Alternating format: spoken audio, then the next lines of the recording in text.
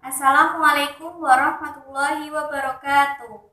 Perkenalkan, nama saya Vivi Nandasari. Di sini saya akan mengajak teman-teman untuk belajar tentang pemrograman visual.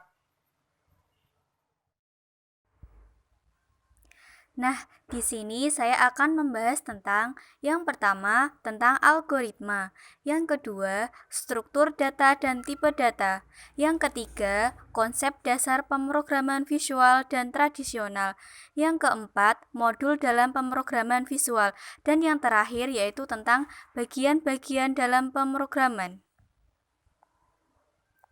Nah, yang pertama, algoritma. Algoritma adalah ilmu yang mempelajari cara penyelesaian masalah berdasarkan langkah yang disusun secara sistematis menggunakan bahasa yang logis dengan tujuan tertentu.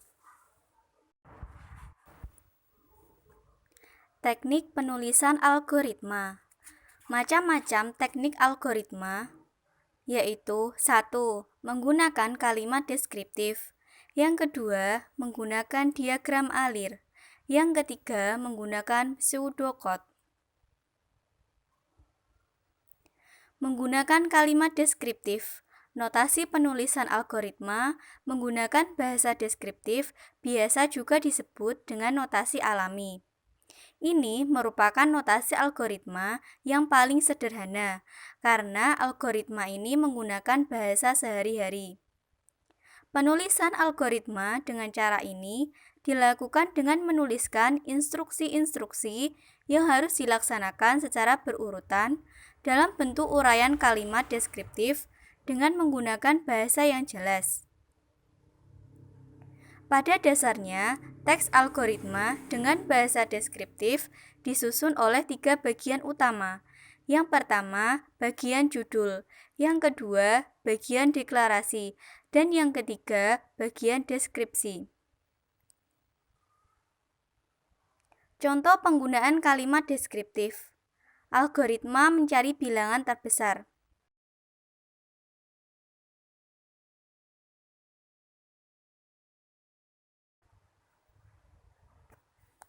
Selanjutnya, menggunakan pseudocode. Pseudocode adalah cara penulisan algoritma yang menyerupai bahasa pemrograman tingkat tinggi. Pseudocode menggunakan bahasa yang hampir menyerupai bahasa pemrograman. Biasanya, menggunakan bahasa yang mudah dipahami secara universal dan juga lebih ringkas daripada algoritma. Pseudocode harus terdiri dari 3 bagian. Yang pertama, judul algoritma. Bagian yang terdiri atas nama algoritma dan penjelasan dari algoritma tersebut. Yang kedua, deklarasi. Mendefinisikan semua nama yang digunakan di dalam program. Nama tersebut dapat berupa nama tatapan, peubah atau variabel, tipe, prosedur, dan fungsi. Yang ketiga, deskripsi. Berisi uraian langkah-langkah penyelesaian masalah yang ditulis dengan menggunakan aturan-aturan. Contoh penggunaan pseudocode.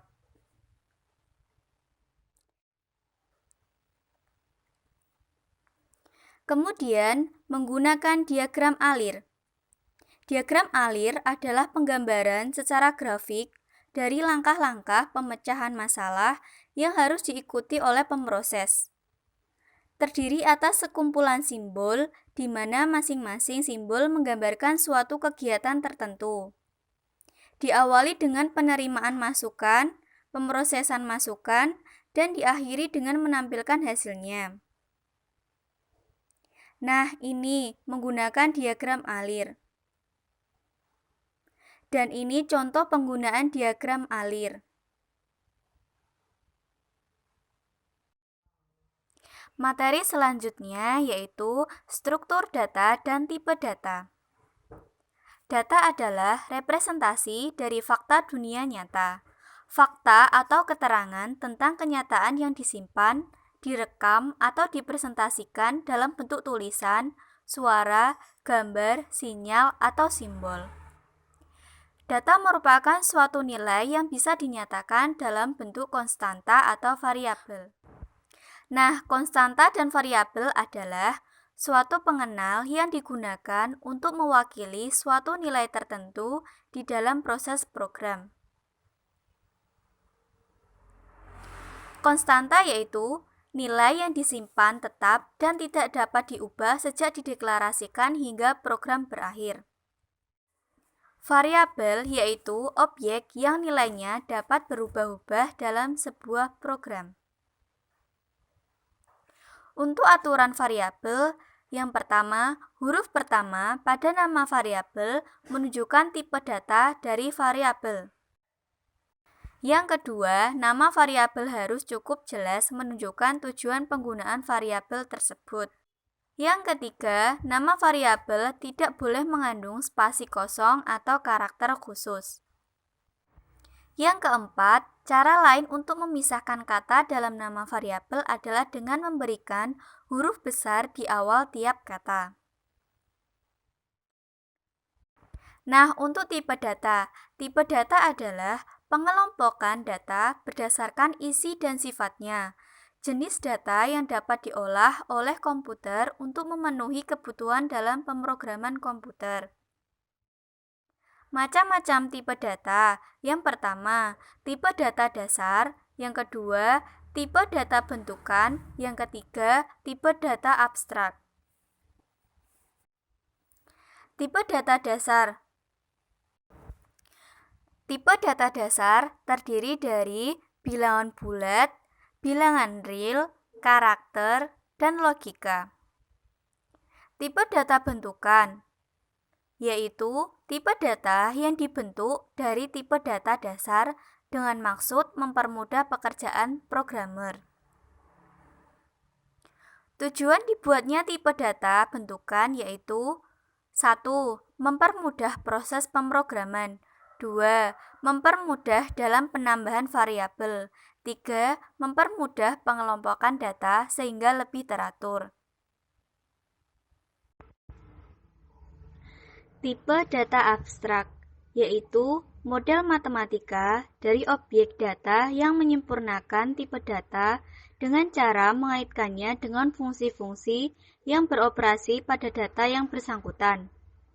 Contoh tipe data abstrak yaitu stack, queue, list, tree, graph, dan lain-lain. Untuk materi selanjutnya yaitu konsep dasar pemrograman visual. Pemrograman visual adalah metode pembuatan program yang perancangan antarmukanya dilakukan secara visual dan berbasis graphical user interface dan terpisah dari penulisan kode-kode programnya. Alur kerja pemrograman visual: merancang dan menyusun antarmuka untuk pemakai, membuat kode-kode program, mengompilasi kode-kode program, menguji program hasil kompilasi. Konsep pemrograman visual. Visual memakai konsep event-driven, kode program tidak mengikuti alur yang ditetapkan awal. Eksekusi program dapat berlainan sesuai dengan event yang diberikan. Komponen dalam konsep pemrograman visual. Properties atau atribut, sesuatu yang memiliki nilai dan nama. Event, function, method, action, behavior yang hanya memiliki nama. Nah, ini adalah komponen dalam konsep pemrograman visual.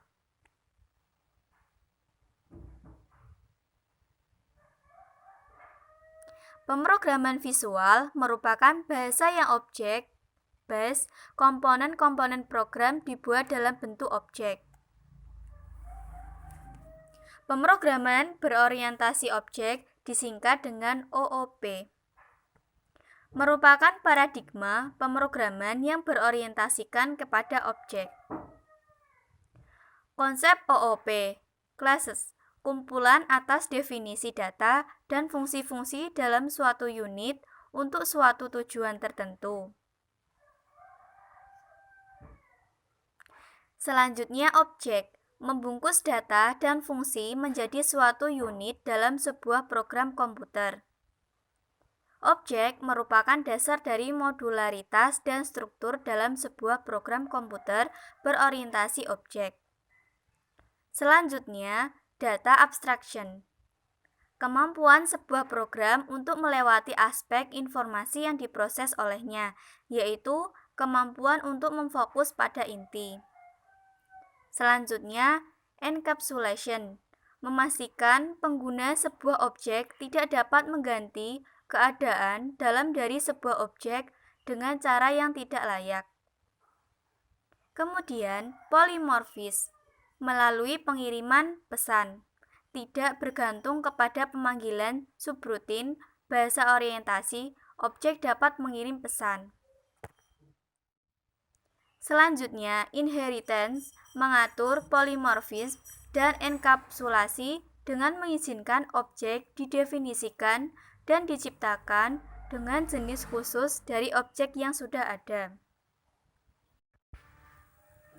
Materi selanjutnya yaitu penggunaan modul dalam program visual.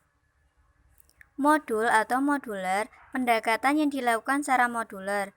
Program akan dipilah ke dalam sejumlah modul. Masing-masing modul akan mempunyai fungsi khusus sesuai dengan ruang lingkup yang akan dikerjakan. Yang pertama, implementasi modular. Penggunaan subroutine. Suatu kelompok instruksi yang menjalankan suatu pengolahan yang sifatnya terbatas. Nah, ini adalah penggunaan subroutine. Klasifikasi subroutine. Internal subroutine yang dibuat hanya untuk digunakan oleh program tersebut, sehingga untuk sejumlah proses yang sama dalam program tersebut akan dilakukan oleh subroutine tersebut. Kemudian external subroutine yang diletakkan secara terpisah dari program yang menggunakan subroutine tersebut. Masalah yang dihadapi dalam pendekatan modular. 1. Tidak mengetahui modul mana yang harus digunakan. 2. Data apa yang harus dikirimkan. 3. Fungsi yang digunakan. 4. Standar yang ditentukan. Mengidentifikasi modul. Nama modul adalah deskripsi singkat dari modul tersebut. Identifikasi dari sebuah modul juga memuat angkanya. Sebuah modul dapat memiliki sebuah subordinat modul. Jika modul itu juga menjadi subordinat paling sedikit satu buah modul. Keuntungan penggunaan modul.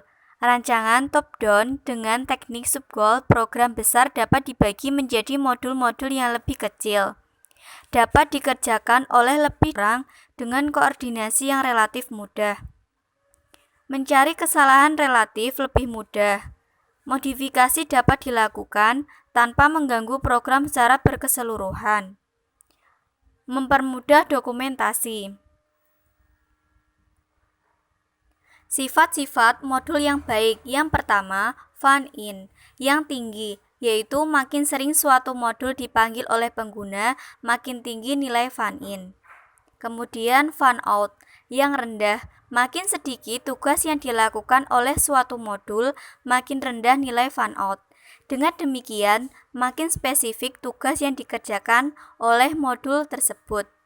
Self-contained, atau memenuhi kebutuhannya sendiri. Materi selanjutnya yaitu bagian-bagian dalam pemrograman.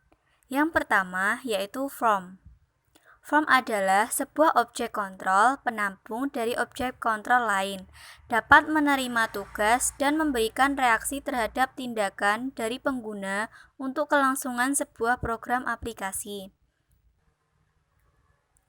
Pengelompokan form. Yang pertama, form dinamis, yaitu yang dapat dengan mudah didesain seperti diubah bentuk dan ukurannya. Kemudian form statis, yang tidak dapat didesain dan hanya dapat dipanggil melalui rutin kode. Selanjutnya yaitu property. Property digunakan untuk menentukan setting suatu objek. Property merupakan informasi mengenai kontrol yang dibuat dan bertugas menyiapkan segala bentuk dan kontrol yang diperlukan dalam perancangan user interface maupun pemrograman. Selanjutnya yaitu field. Suatu field menggambarkan suatu atribut dari record yang menunjukkan suatu item dari data seperti nama, alamat, di mana kumpulan dari field membentuk record.